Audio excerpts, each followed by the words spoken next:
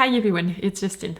The start of the year is an opportunity to take a fresh look at your wardrobe and maybe switch things up a little bit, because over the past year you have evolved, and that should logically be reflected in your style as well. So here are 5 suggestions to help you update your wardrobe this year. A color palette refresh is the first possible strategy. Do you have a dominant color or two in your wardrobe? Could you change them? Here, trends are your friend. To start, you can have a look at Pantone's color of the year for this year. Every year, Pantone predicts a color which they think will be everywhere and will dominate in culture for the year to come. And then brands follow, which means they bring out items and garments in that color, as well as in colors that are going to go well with it. You will get a harmonious color palette created for you by professionals to pick from right in the stores. This year, the Pantone color is Peach Fuzz, which is a warm and cozy pink. It goes well with a wide spectrum of undertones, I think, and also as an interior design color. It is really quite versatile. Alternatively, you could look at runway trends for inspiration. Remember that Bottega Veneta green that so many brands copied? Remember that electric blue a year before? It was all over social media. Updating your wardrobe through its color palettes will work for you if you're into a modern look, because the colors that are trending in a certain year, if you add them to your wardrobe, will always automatically give your wardrobe a fresh and modern contemporary style. Having said that, you could also pick colors regardless of trends or intentionally out of this year's trend, depending on the feeling that you're aiming for.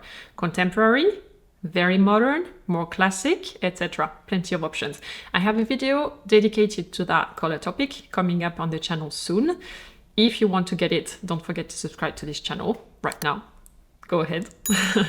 And once that video is released, I will also add it to the little card here in the corner for you.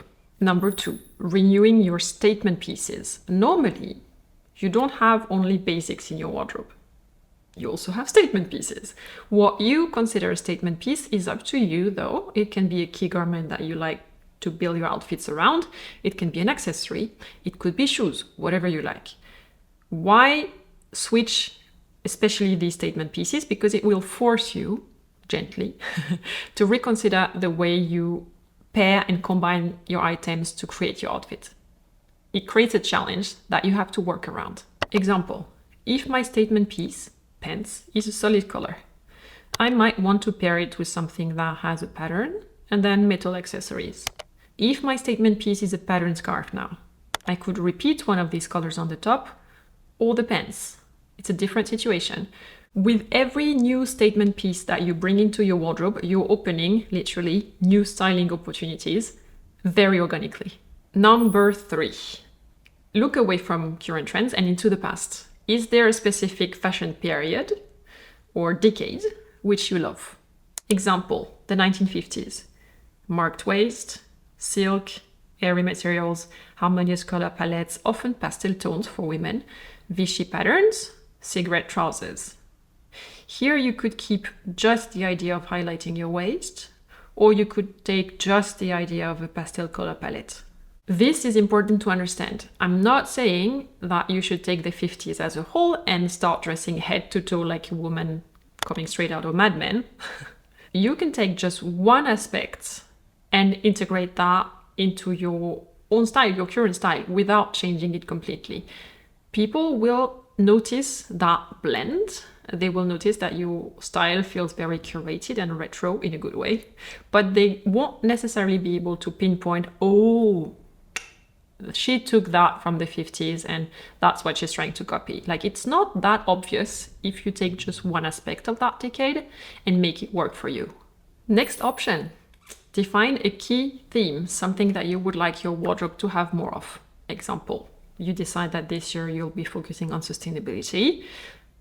You will prefer to buy natural fibers whenever possible, and when you need to buy synthetic fibers, for instance for your sports clothes, you want these fibers to be recycled synthetic fibers.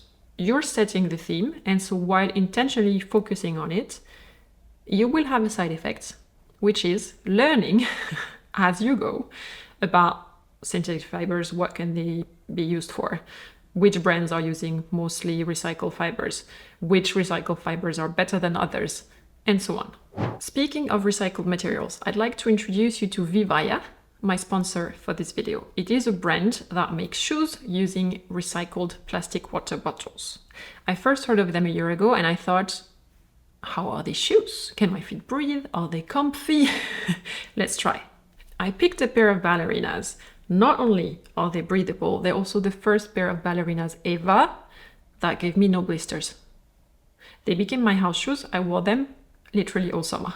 Now, the ballerinas exist in multiple colors, including almond with a black toe, classic chic. See how they're super bendy and stretchy. Vivaya also has winter shoes, which are water repellent, with a small heel. I like these because they're black, aka they go with everything, but with a color accent. There's a cushion zipper at the back, and the insole is a special development. See this pattern surface here with the diamonds? It absorbs shocks and makes the shoes really comfortable. This is a new design with a contrasting heel. Of course, I choose red. I think they look good precisely with 7/8 pants like these, so that the heel doesn't get hidden under your pants. They also have flats like these, if you prefer flats. This design alone comes in 16 different colors. Have a look at the website. The shoes are linked in the video description down below. And if you use the code Justine15 at checkout, you'll also get 15% off your order. Fifth option to help you bring a fresh wind into your closet: curate a few pieces inspired by your travels. You visit Berlin, you notice that people are wearing looks in neutral colors. It's a very recognizable style, right? Platform shoes, beanies, oversized coats, high white socks on sneakers.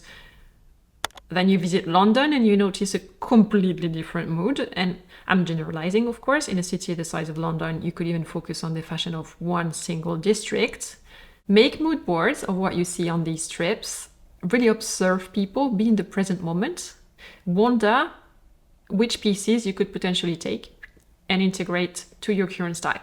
At the end of the exercise, you will probably have identified, let's say, 4 or 5 items that you could take and add to your wardrobe. It will bring a new flavor to it as you learn to combine these new disruptive pieces, so to speak, to what you already owned. And then immediately your wardrobe will feel fresh again.